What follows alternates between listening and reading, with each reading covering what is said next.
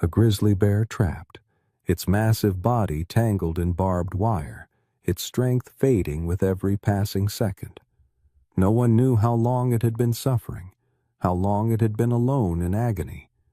Most people would have turned away, too afraid to help. But one man stepped forward.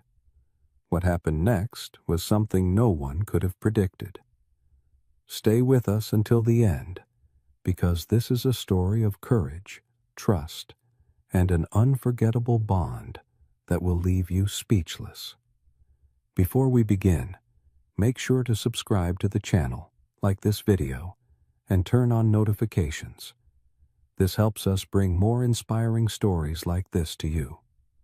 The morning air was crisp, carrying the scent of pine and damp earth as Daniel Carter drove his old pickup truck along the dirt road leading into the Montana wilderness. A retired park ranger, Daniel had spent most of his life in these mountains, understanding their rhythm, respecting their secrets. But that morning, something felt off. The usual sounds of the forest, the birds, the rustling of leaves, were replaced by something else. A low, guttural noise, a sound of pain. Daniel slowed the truck, his weathered hands gripping the steering wheel as he scanned the trees. Then he saw it. A few feet off the road, tangled in a stretch of rusted barbed wire, was a massive grizzly bear. Daniel's breath caught in his throat. The bear's thick brown fur was matted with blood. The wire had wrapped around its front leg and part of its chest, cutting deep into the flesh. Every time the bear moved, the barbs dug deeper. It was exhausted, its breathing ragged. For a moment, they locked eyes. Pain, fear, and something else.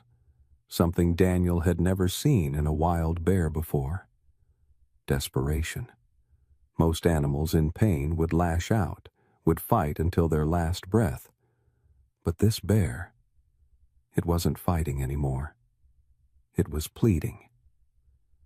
Daniel exhaled sharply, his pulse hammering. Every instinct screamed at him to stay in the truck. This was a 200-pound predator. If it panicked, if it lunged at him, there would be nothing he could do. But as he looked into the bear's eyes again, he knew. It was dying, and if he drove away, it would die alone, in agony. Daniel made his choice. Slowly, carefully, he reached into the back of his truck and pulled out a pair of wire cutters. His boots crunched against the dirt as he stepped toward the wounded giant. The bear let out a deep, shuddering breath. It didn't growl. It didn't try to escape. It just watched him. Daniel took one more step, and then, inch by inch, he knelt beside the bear, closer than he had ever been to something this powerful, this deadly. He lifted the wire cutters and began to set the bear free. Daniel's hands were steady, but his heart pounded as he positioned the wire cutters over the first strand of barbed wire. The metal was rusted and twisted tightly, the barbs cutting deep into the bear's thick fur, disappearing into raw, exposed wounds. He swallowed hard. This was going to hurt. The grizzly's massive chest rose and fell in slow, labored breaths. Its ears flicked, its golden brown eyes locked onto Daniel, not with rage, not with panic, but with something unsettlingly human. It was waiting. Daniel knew he had seconds before the bear's instinct kicked in, before the pain forced it to react. He had seen animals lash out blindly when trapped. He had scars to prove it. But there was no time to hesitate. With a sharp snip, the first wire snapped. The bear flinched. A deep, rumbling growl rolled from its throat, not of aggression, but of pure, unfiltered pain. Daniel froze. His pulse thundered in his ears. For a moment, nothing happened. Then, slowly, the bear relaxed again. Daniel exhaled the breath he didn't realize he was holding. "You're letting me do this?" he muttered under his breath. It was insanity. And yet, as he moved to the next wire, the bear did something that shook him to his core. It lowered its head, not in exhaustion, not in surrender, in trust. Daniel's hands trembled as he worked, carefully cutting each piece of barbed wire wrapped around the bear's leg and chest. Every snap of metal sent a shudder through the animal's enormous frame, but it didn't attack. It didn't even try to pull away. The sun hung low in the sky by the time he reached the final wire, the deepest cut, wrapped tight around the bear's foreleg. Daniel hesitated. This was the worst one. The one that had nearly severed flesh from bone. His gut twisted. The second he cut it, the pain might send the bear into a blind frenzy. And Daniel was within striking distance. But there was no turning back. With one final motion, he gripped the cutters, positioned them over the wire, and snap! The wire whipped away, springing loose from the wound. The grizzly roared, a deafening guttural sound that shook Daniel's bones. It reared its massive head, muscles rippling, and Daniel threw himself backward, his instincts screaming that this was it. He had made a mistake. The bear rose slightly onto its injured leg. Its giant frame wobbled. Then, with a deep, exhausted huff, it collapsed onto its side. It didn't run. It didn't attack. It didn't even snarl. It just breathed. Daniel stared, his chest heaving, his entire body drenched in sweat. The grizzly was free, but it wasn't leaving. Daniel's throat felt tight. He had expected one of two things. The bear would attack him the moment it was freed.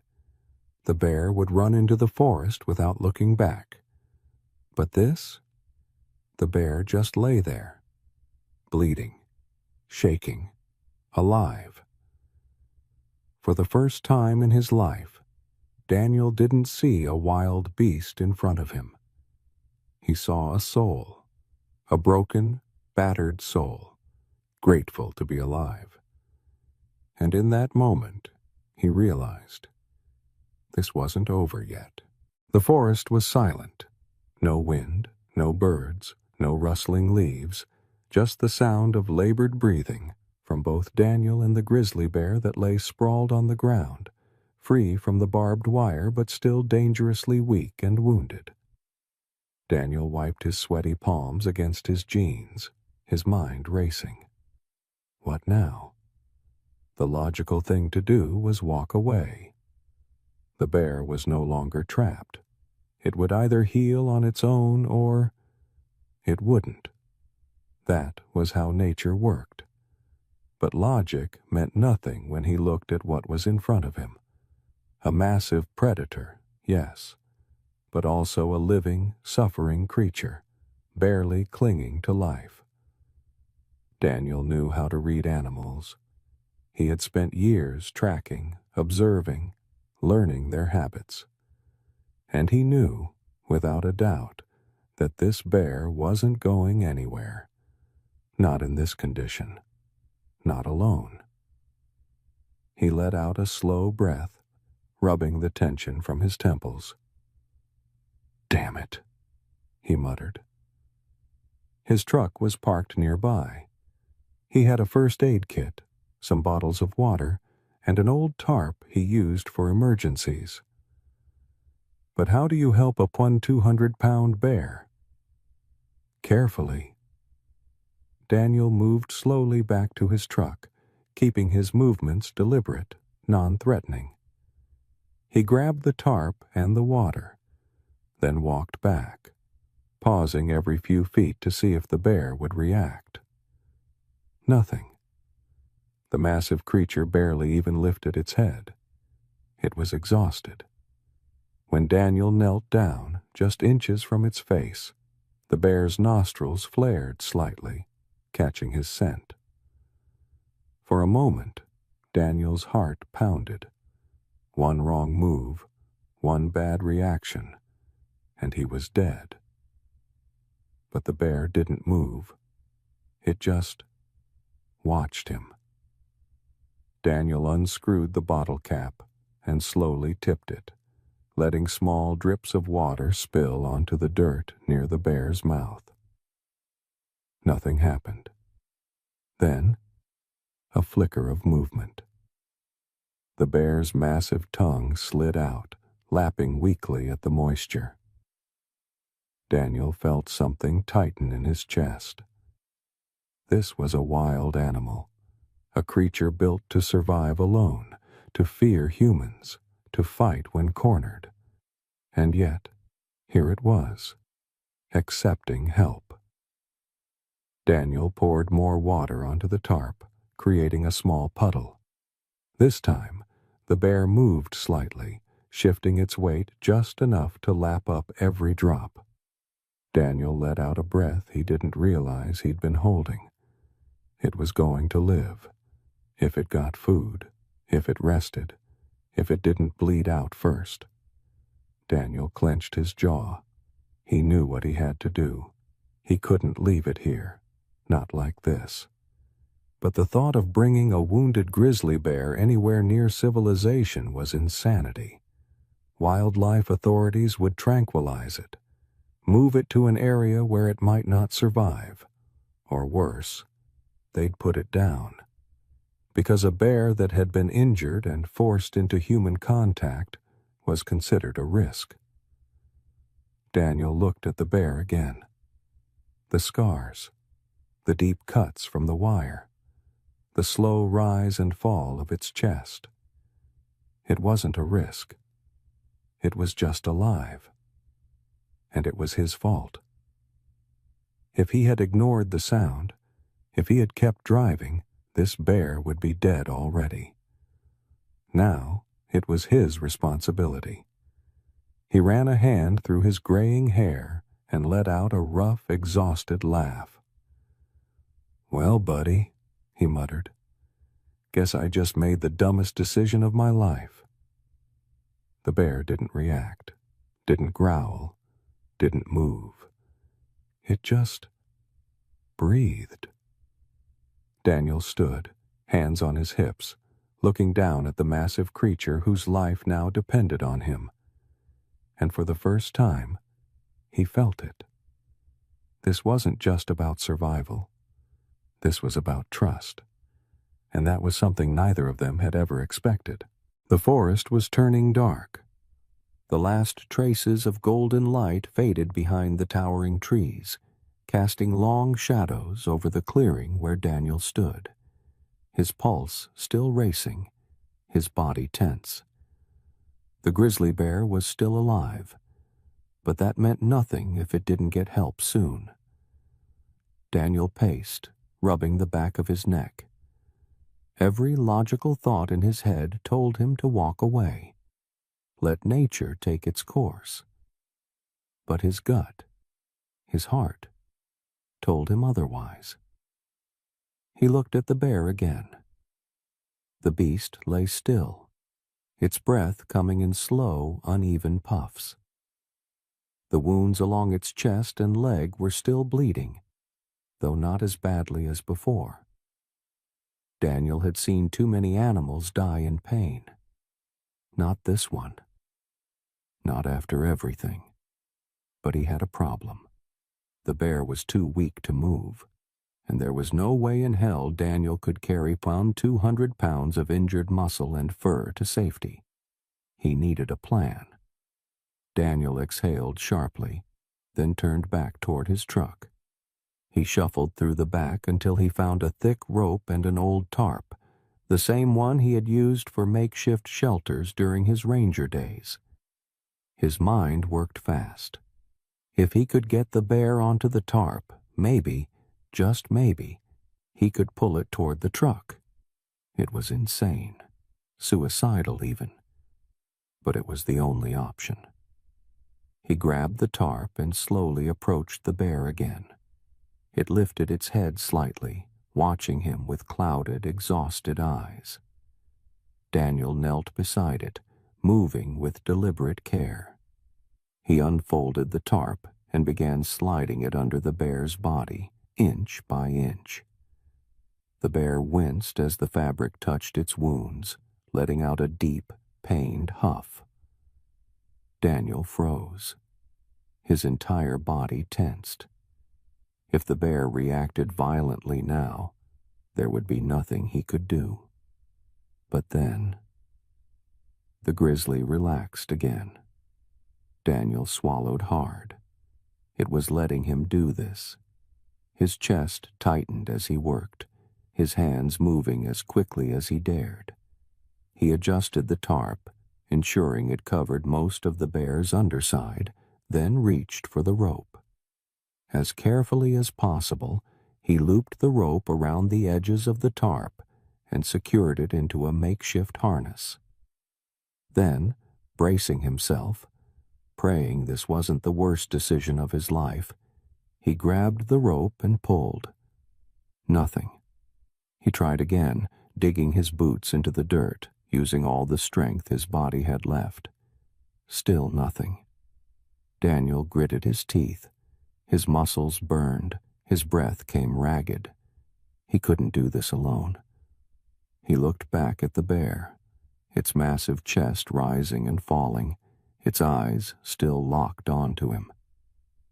Daniel's stomach twisted. If he left it here, it wouldn't survive the night. The cold, the injuries, predators. A bear this weak was an easy target for mountain lions or scavengers. He let go of the rope, kneeling beside the animal again. And for reasons he couldn't explain, he spoke. "Look, big guy," he murmured.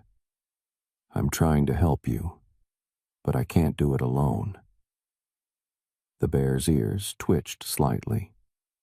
Daniel let out a slow, shaky breath. "You have to try," he whispered. "I know you're in pain. I know you're tired. But if you don't move now, you won't get another chance." It was insane talking to a wild animal like this.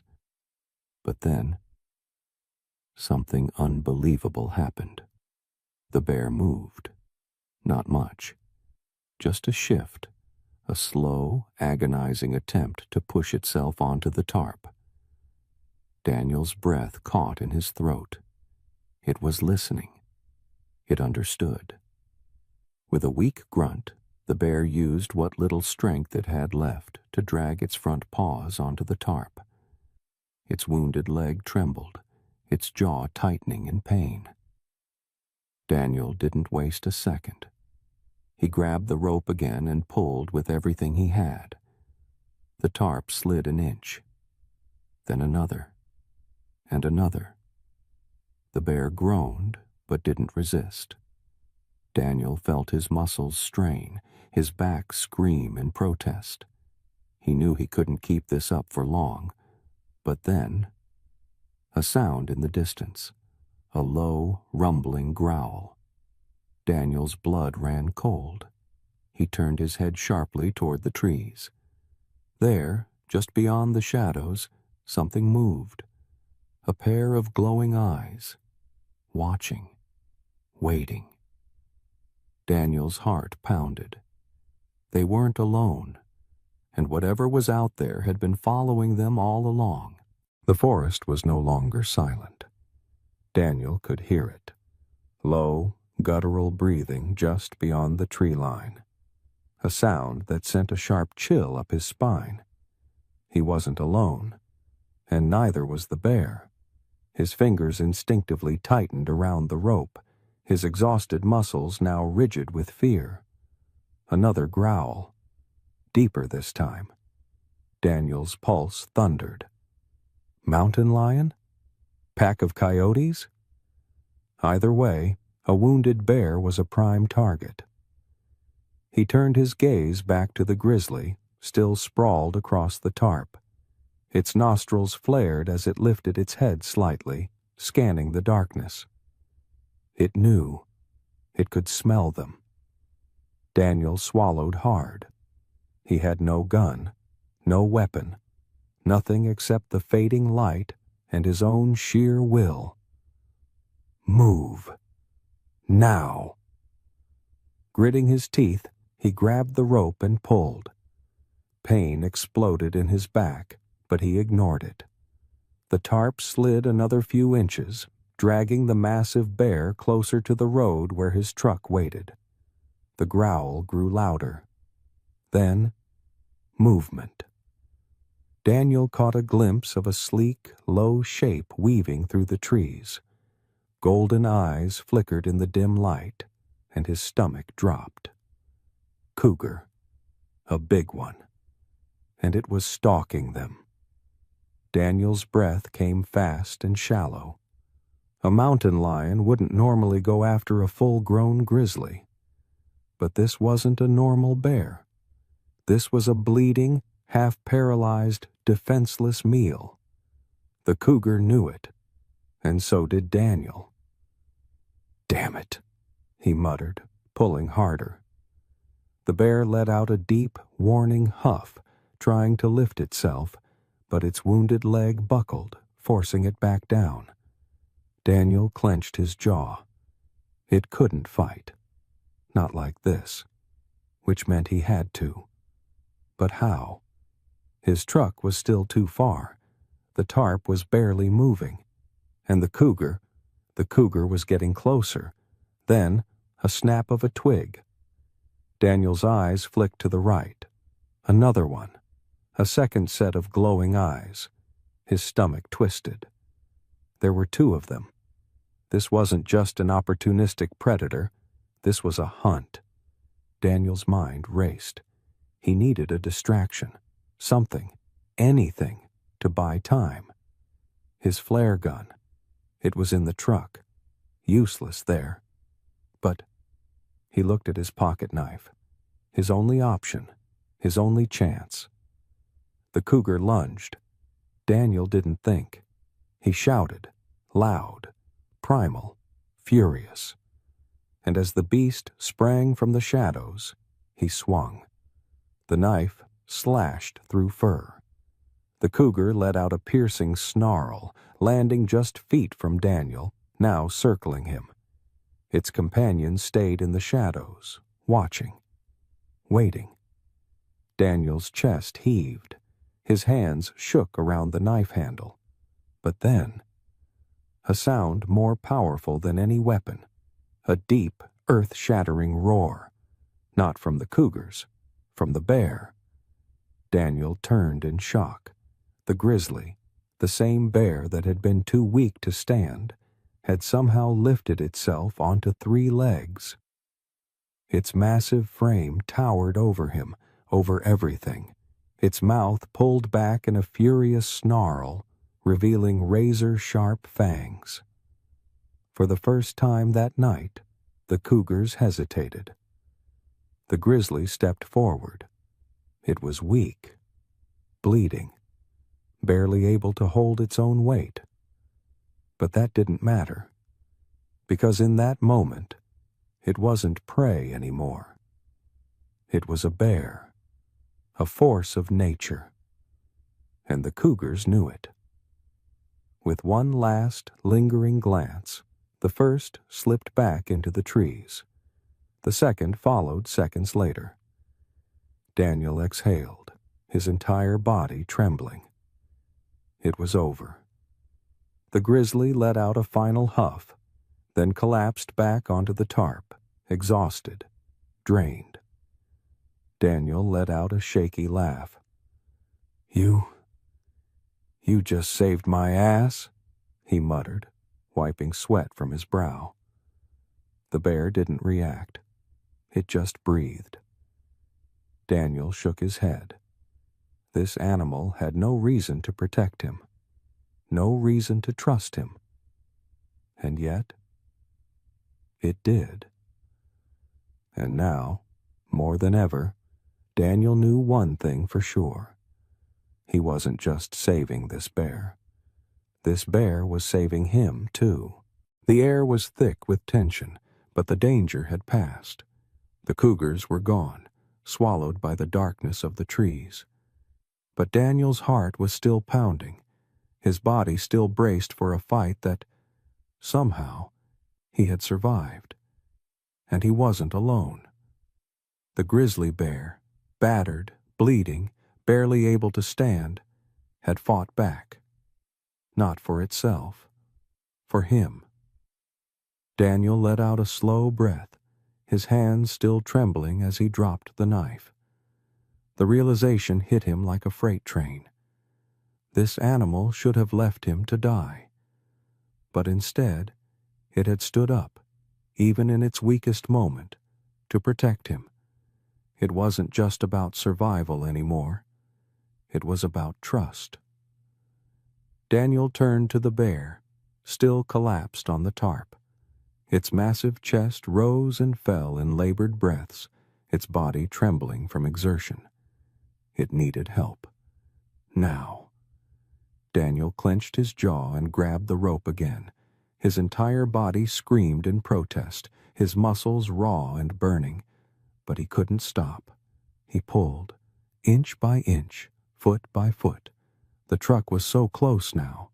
Just a few more feet, and he could figure out how the hell he was going to lift a 200-pound bear into the bed. But then, the worst happened. The tarp ripped. Daniel lost his grip, stumbling back onto the dirt as the bear slid sideways, letting out a weak, pained groan. "No, no, no," Daniel muttered, scrambling forward. The bear's eyes fluttered, its body going limp. Daniel's stomach dropped. He pressed a hand against its side. The bear was still breathing. Barely. Daniel felt panic rise in his chest. It wasn't going to make it, not unless he did something now. His eyes darted to his truck, to the winch cable. It was a long shot, but it was the only shot. Daniel scrambled up, running to the truck and uncoiling the steel cable from the front bumper. His hands were slick with sweat, shaking with urgency as he yanked the line toward the bear. If he could just hook it around the tarp, drag the bear into the truck. His fingers fumbled, wrapping the cable around the fabric. He locked the clasp. Then, with a deep breath, he hit the winch switch. The motor whined, the steel line pulling slowly, painfully. The tarp shifted. The bear moved. Daniel held his breath. "Come on, come on."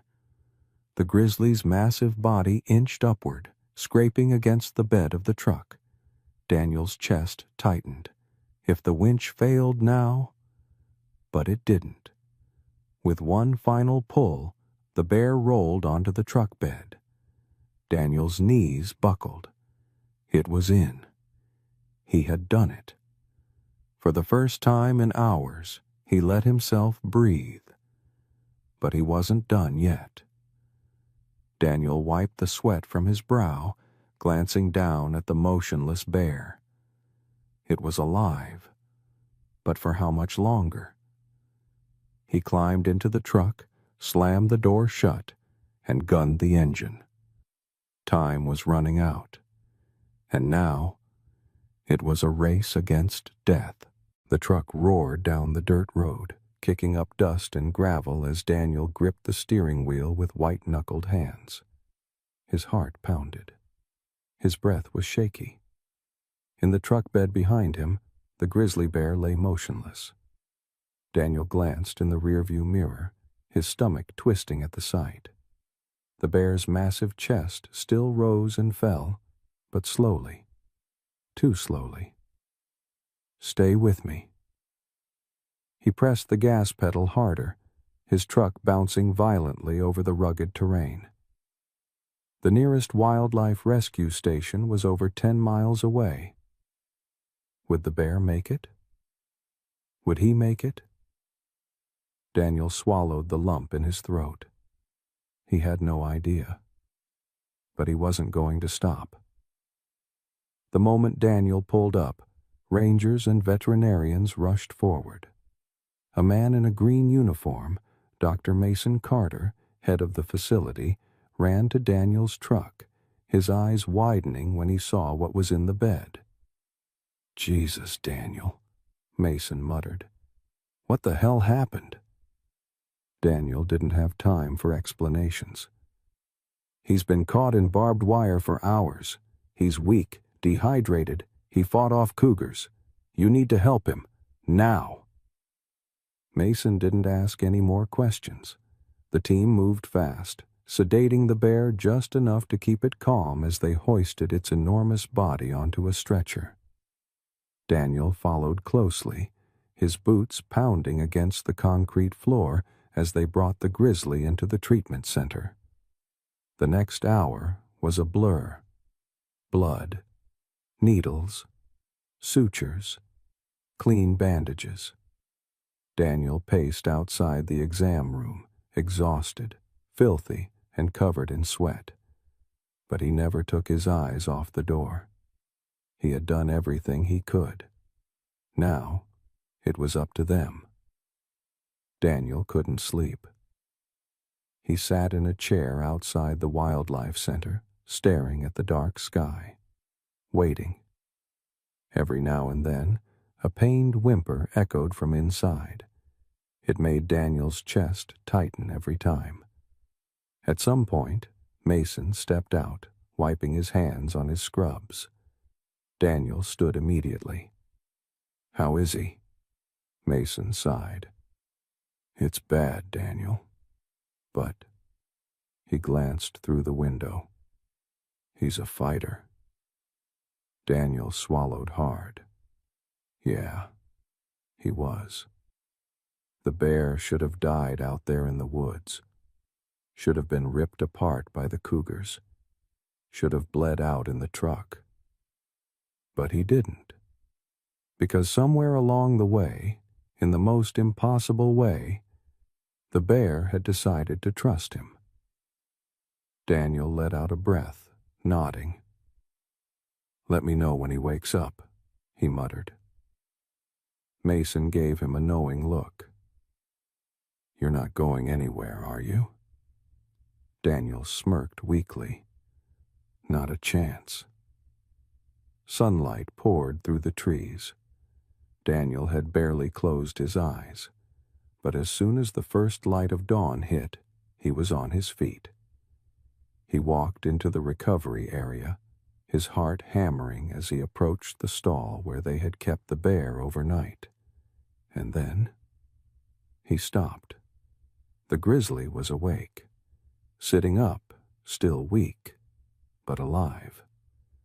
Daniel exhaled, rubbing a hand down his face. The bear's eyes met his. A deep, silent recognition passed between them. Daniel stepped closer, gripping the metal railing. The bear didn't flinch, didn't growl. It just watched him. And then, something unbelievable happened. The grizzly huffed softly, tilting its head just slightly. It was the same motion Daniel had seen the first time they locked eyes in the woods. The same look of trust. Daniel felt a lump rise in his throat. He shouldn't be here. He shouldn't be so damn attached. But he was. He had saved this bear. And in some way, this bear had saved him too. Mason stepped beside him. "He's going to be okay," he said. "We'll monitor him for a while, then move him to a protected zone." Daniel nodded slowly. He should have felt relieved, but instead, he felt something else. An ache deep in his chest. He had spent his entire life believing that bears don't trust humans, that wild animals don't form bonds. But looking at the grizzly now, he wasn't so sure anymore. He took a deep breath and tapped the railing lightly. "Take care, big guy," he murmured. The grizzly didn't move, but as Daniel turned to walk away, he heard it. A deep, low chuffing sound. A goodbye. Daniel paused. Then he smiled, and without another word, he walked into the morning light, forever changed. Some connections can't be explained. Some bonds go beyond what we think we know. This isn't just a story about a man saving a bear. It's a story about trust, about resilience, and about the moments in life that change us forever. If this story touched your heart, subscribe to the channel, leave a like, and share it with someone who loves inspiring stories. Because sometimes, the most powerful connections happen in the most unexpected places. When wildlife rescue volunteers found Thunder lying motionless on the frozen ground of the Montana wilderness, they prepared for another tragic case of a wild Mustang who couldn't survive the brutal winter. The magnificent stallion appeared to be dying from severe injuries, his breathing labored and his body unable to stand. But as the rescue team approached to provide emergency care, they discovered that Thunder wasn't just fighting for his own life. He was protecting something precious beneath his massive body that would leave everyone speechless. What they found hidden under this brave Mustang's protective embrace wasn't just a matter of life and death. It was a testament to the incredible lengths a father will go to save his family. This is a story that will restore your faith in the power of love and prove that heroism comes in all forms. The Montana wilderness stretched endlessly under a blanket of fresh snow as volunteer wildlife rescuer Emma Rodriguez drove her truck along the remote mountain road. At 28 years old, with long auburn hair pulled back in a practical braid and warm brown eyes that reflected her compassionate nature, Emma had dedicated her life to saving animals in distress. Her sun-weathered hands gripped the steering wheel as she navigated the treacherous winter terrain, responding to a distress call that had come in just hours earlier.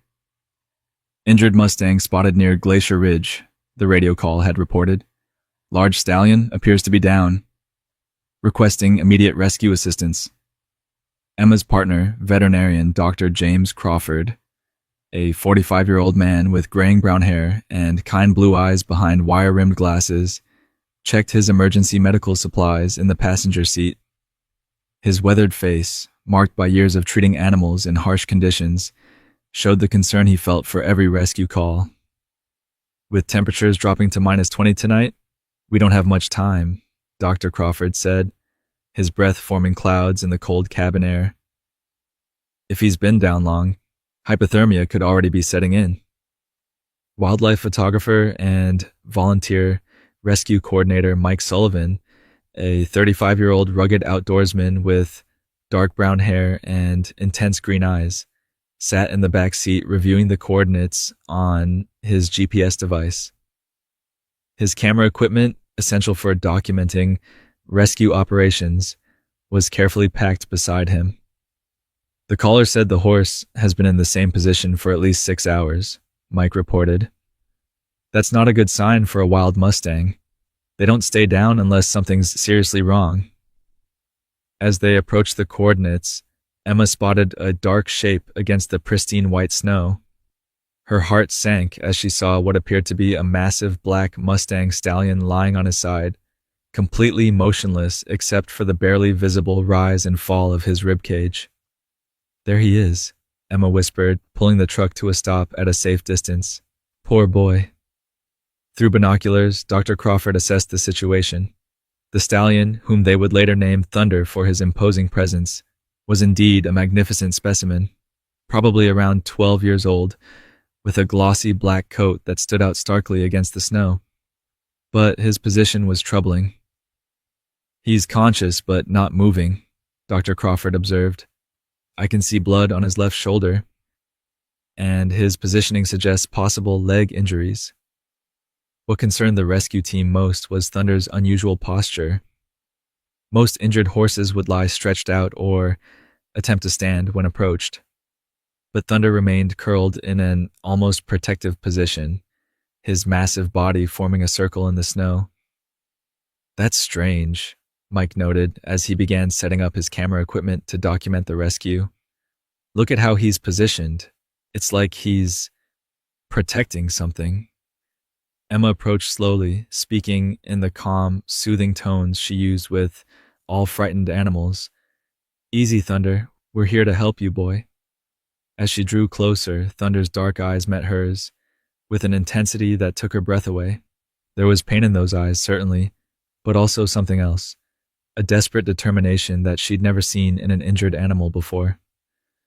Dr. Crawford, you need to see this, Emma called softly, kneeling in the snow near Thunder's head. He's not just injured. Look at his eyes. He's trying to tell us something. Dr. Crawford moved carefully around Thunder's massive form, conducting a visual examination of the stallion's injuries. Lacerations on the shoulder, possible soft tissue damage, but nothing immediately life-threatening. What's keeping him down? That's when Mike noticed something that made him lower his camera in amazement. Guys, look at the snow pattern around him. Thunder hasn't moved from this exact position, but the snow beneath him is different. It's like he's been protecting this specific spot for hours. Emma's heart began to race as she realized what Mike was suggesting. Thunder, what are you hiding, boy? As if understanding her question, Thunder made a soft nickering sound and slightly shifted his position, just enough to reveal a small patch of the ground beneath his belly. What Emma saw in that brief glimpse made her gasp with emotion. Oh my God, she whispered, tears immediately springing to her eyes. Dr. Crawford, Mike, you're not going to believe this. Thunder wasn't just an injured Mustang fighting for his own survival. He was a father making the ultimate sacrifice, using his own body as a shield to protect something infinitely precious from the deadly Montana winter. Dr. Crawford and Mike moved quickly to Emma's position, and what they discovered beneath Thunder's protective embrace left all three rescue workers speechless. Huddled against the stallion's warm belly, barely visible in the small space Thunder had created with his body, was a tiny Mustang foal, no more than a few days old. Sweet Jesus, Dr. Crawford breathed, his professional composure cracking as he took in the scene. He's been lying here for hours, using his own body heat to keep that baby alive. The foal, a beautiful paint with distinctive black and white markings, was barely moving but clearly alive. Thunder had positioned himself so that his body created a protective cave around the infant, shielding it from the wind, snow, and sub-zero temperatures that would have been fatal within minutes. Emma wiped tears from her eyes as she observed the incredible display of paternal devotion. Thunder, you brave, brave boy. How long have you been lying here protecting your baby? Mike began documenting the scene with his camera, though his hands were shaking with emotion. In 20 years of wildlife photography, I've never seen anything like this. This stallion has sacrificed his own well-being to create a life-saving shelter for his foal. Thunder's condition became clearer as Dr. Crawford examined him more thoroughly. The stallion had suffered injuries, likely from defending his foal against predators, but more critically, he was showing signs of severe exhaustion and early hypothermia from lying motionless in the snow for an extended period. He's been burning his own energy reserves to maintain body heat for both of them, Dr. Crawford explained as he worked. Thunder is literally giving his life to save his baby. The foal, whom Emma immediately named Hope for the miracle of her survival, was weak but responsive. She had been born during one of the worst blizzards of the winter, and without Thunder's protection, she would have died within the first hour of life. We need to move them both immediately, Dr. Crawford declared, but separating them could cause Thunder to panic and injure himself further, trying to protect Hope. Emma had an idea born from years of working with traumatized animals. What if we don't separate them? What if we transport them together and let Thunder know we're helping? not taking his baby away. The logistics were challenging. Thunder was a massive stallion weighing over 1,200 pounds, and he was too weak to stand on his own. Traditional rescue protocols call for sedation and mechanical lifting, but Thunder's protective instincts meant that any perceived threat to Hope could trigger a dangerous fight or flight response. I'll stay with Thunder and talk him through every step, Emma decided. Mike, can you create a temporary shelter for Hope while Dr. Crawford prepares the transport equipment? Working carefully, the team began the delicate process of preparing both horses for rescue. Thunder watched every movement with intense vigilance, but gradually seemed to understand that these humans were trying to help, rather than harm his precious foal. Look at his intelligence, Mike observed as he worked.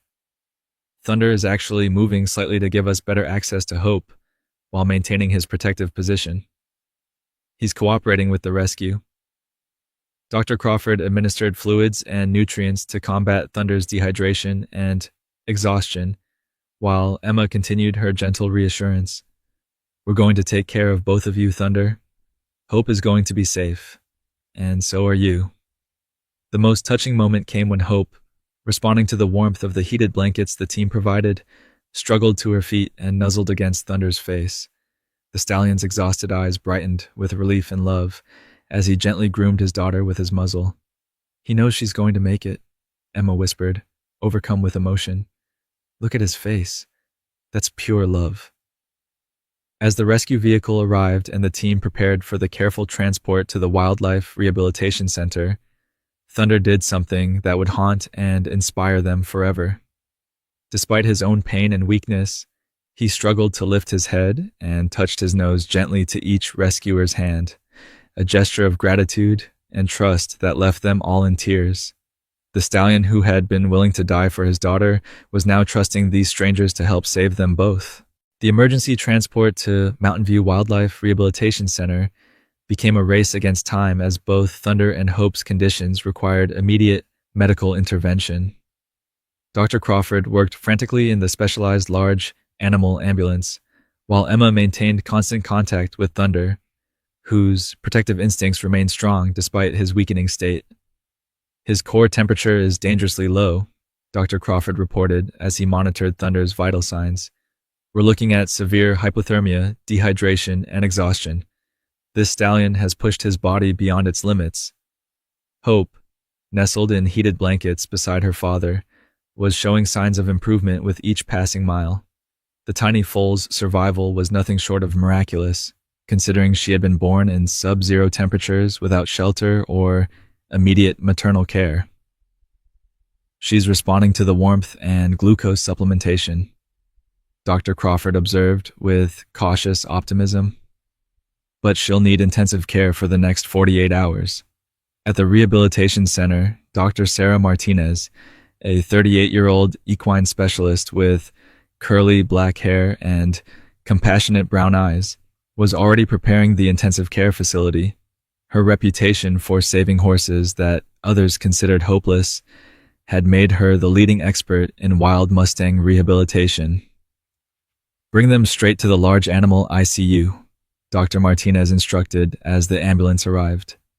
I've prepared adjacent stalls so we can treat them simultaneously without forcing separation. The transfer from ambulance to medical facility required extraordinary care. Thunder was too weak to walk, but became agitated whenever anyone approached Hope. Emma solved the problem by walking alongside Hope's portable incubator, allowing Thunder to see his daughter throughout the entire process. Easy, Thunder, Emma soothed as they moved slowly toward the treatment area.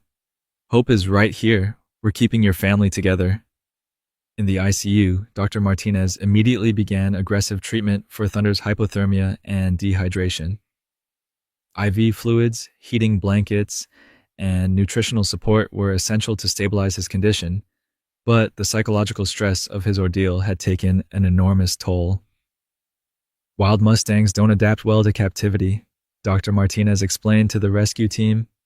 Thunder's stress levels could actually impede his recovery unless we can convince him that this environment is safe for Hope. The breakthrough came when Hope, now warm and fed, was able to stand and walk unsteadily to Thunder's side. The moment the foal nuzzled against her father's face, Thunder's vital signs immediately improved, and his breathing became less labored. "Look at that," Dr. Martinez said in amazement. "His heart rate just dropped 20 beats per minute. The sight of Hope recovering is literally healing him." Over the next 3 days, Thunder's recovery progressed slowly but steadily. The stallion's dedication to protecting Hope continued, even in the medical facility.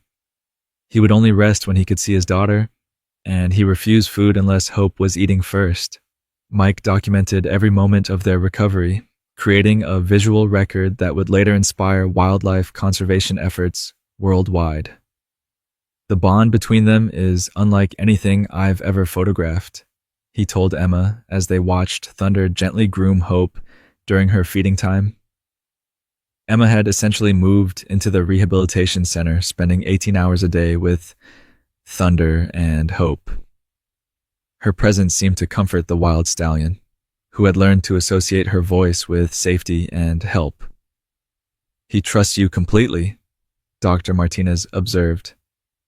"I've never seen a wild Mustang accept human presence the way Thunder has with you." The most remarkable aspect of Thunder's recovery was his intelligence and adaptability. He learned the routine of the medical facility, understanding when treatments were coming and actually presenting his injured shoulder to Dr. Martinez for daily care. "He's not just tolerating medical treatment," Dr. Martinez explained to a gathering of veterinary students. "Thunder is actively participating in his own healing because he understands it means Hope will be safe." But as Thunder's strength returned and Hope grew stronger each day, the rescue team faced a difficult question about their future. These were wild Mustangs who belonged in the open range, but their bond had been forged through trauma in a way that might affect their ability to survive in the wild. "Thunder has learned to depend on human help in ways that could be dangerous if he encounters the wrong people," Dr. Martinez warned. "And Hope has never experienced true wild behavior. She's been protected by humans since birth." As they watched Thunder and Hope playing together in the rehabilitation paddock, their joy and health fully restored, Emma knew they were approaching another critical decision point in this incredible journey of survival and love.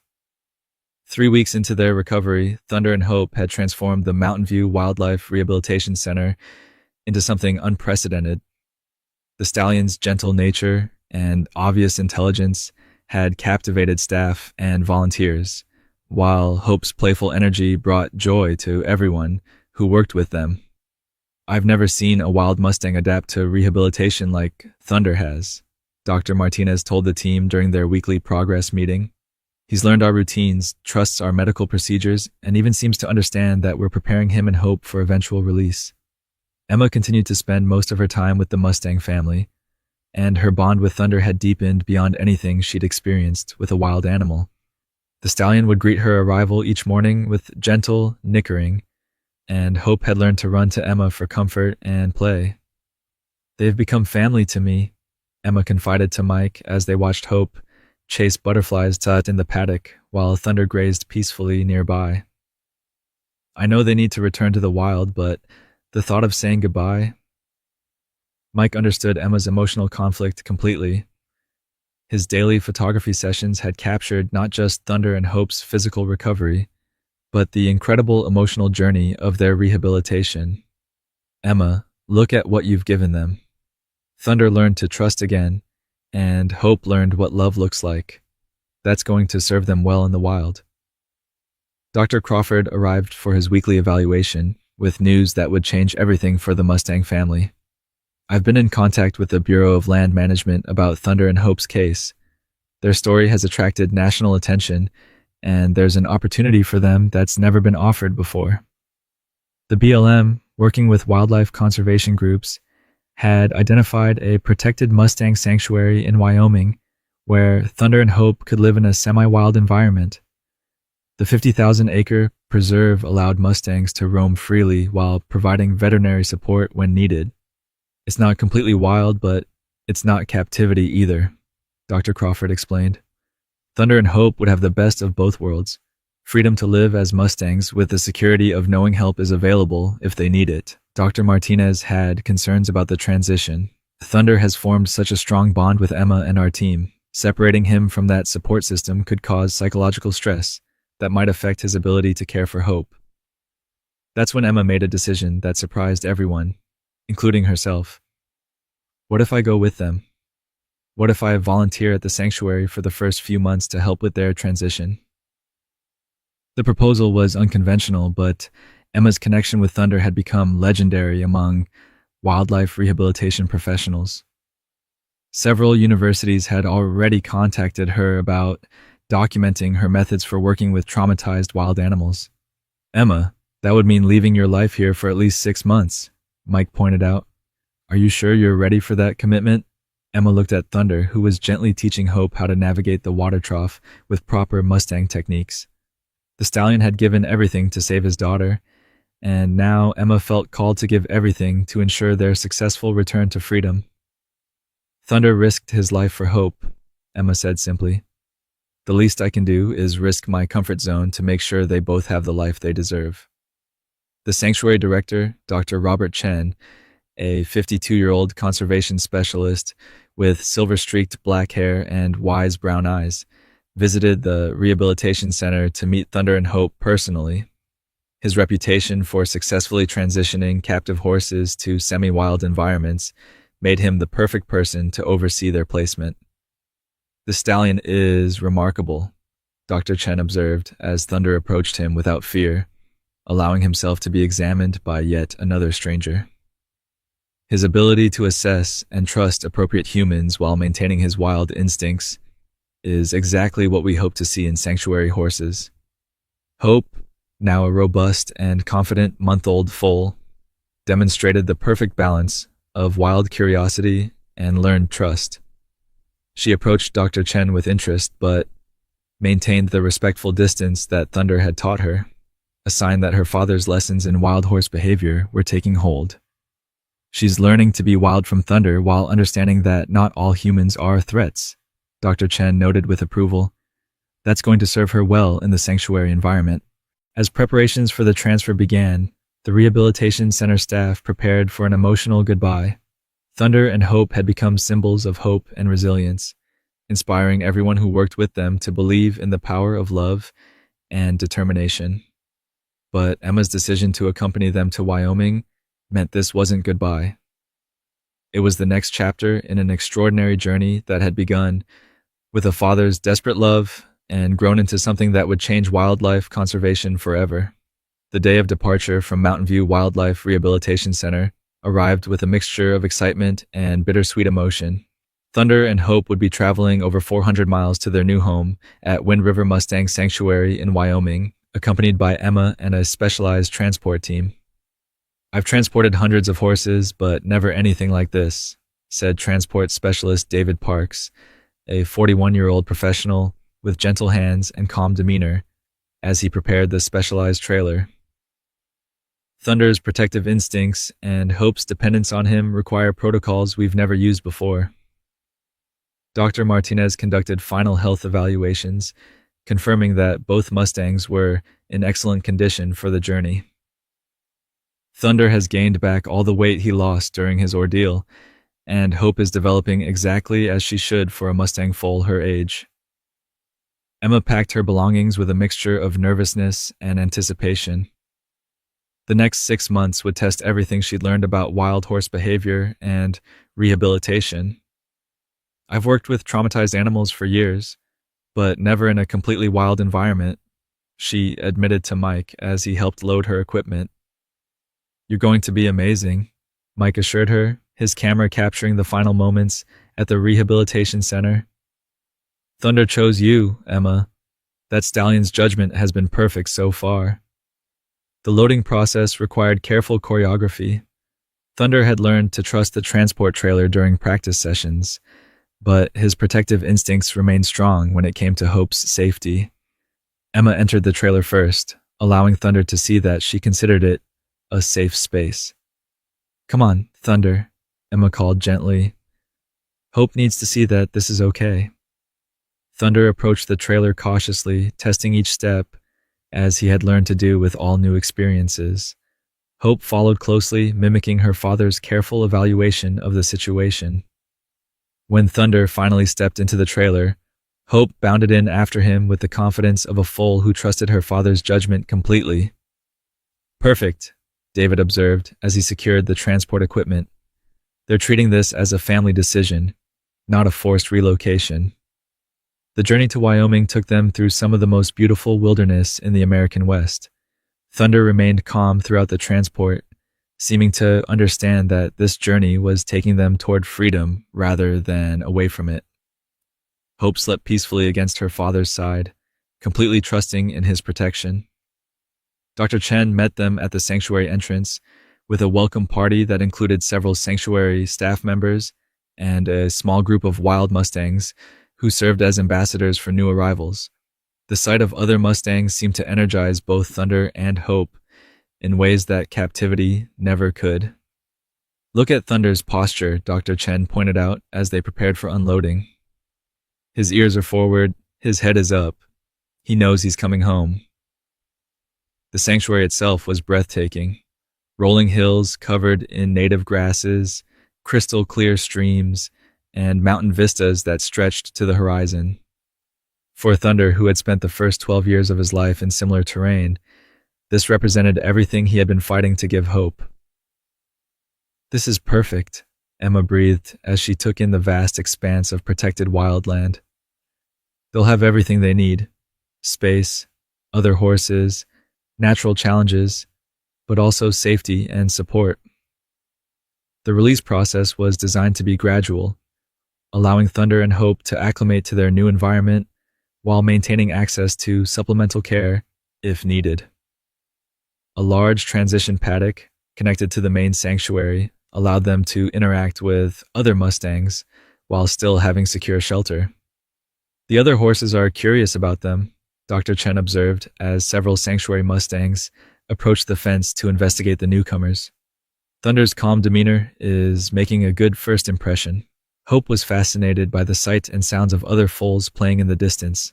Her excited whinnying and dancing steps showed her eagerness to join them. But she remained close to Thunder, respecting the lessons he had taught her about caution in new situations. She wants to play, Emma said with a smile, but she's waiting for Thunder's permission. Even at 6 weeks old, she understands that her safety depends on following his guidance. As the sun set over the Wyoming mountains, painting the sky in brilliant oranges and purples, Emma stood with Thunder and Hope in their new home. The stallion who had been willing to die to protect his daughter was now watching her take her first steps toward the wildlife he had always dreamed of giving her.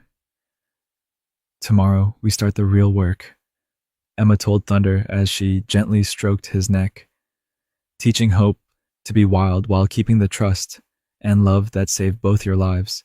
Thunder's response was a gentle nicker and a soft touch of his muzzle to Emma's hand, a gesture that had become their special communication. He understood that this remarkable human who had helped save his family was now going to help them learn to be wild again. 6 months later, Emma stood at the edge of Wind River Mustang Sanctuary, watching a scene that brought tears of joy to her eyes. Thunder, now fully restored to his magnificent wild stallion glory, was leading a small herd of Mustangs across the rolling prairie, with Hope running confidently at his side. I can hardly believe that's the same foal we found dying in the snow, Dr. Chen said, joining Emma at the observation point. Hope has become everything Thunder dreamed she could be: strong, confident, and completely wild. Hope, now a robust 7-month-old filly, had grown into a beautiful Mustang with her father's intelligence and her own fearless spirit. She had learned to navigate the challenges of wildlife while maintaining the deep bond with Thunder that had saved her life. She's the leader of the young horses, Emma observed with pride. The other foals follow her lead, and she's teaching them the survival skills Thunder taught her. Thunder's transformation had been equally remarkable. The stallion had become a respected leader within the sanctuary's social structure, using his experience with humans to bridge the gap between the wild herds and the care staff when medical intervention was needed. He's appointed himself as our ambassador, Dr. Chen explained. When we need to treat an injured horse, Thunder actually helps calm them and facilitates the process. It's unprecedented behavior. Mike Sullivan had visited regularly throughout the transition period, documenting Thunder and Hope's journey back to wildness.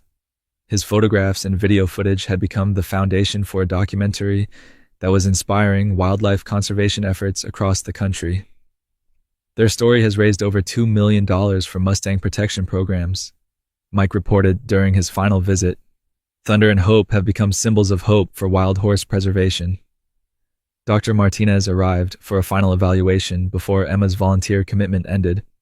"I need to examine them one last time before you return to Montana," she said, though her voice carried obvious emotion about the approaching goodbye. The medical examination revealed both Mustangs in perfect health, but more importantly, it demonstrated how they had learned to balance wild instincts with selective trust in humans.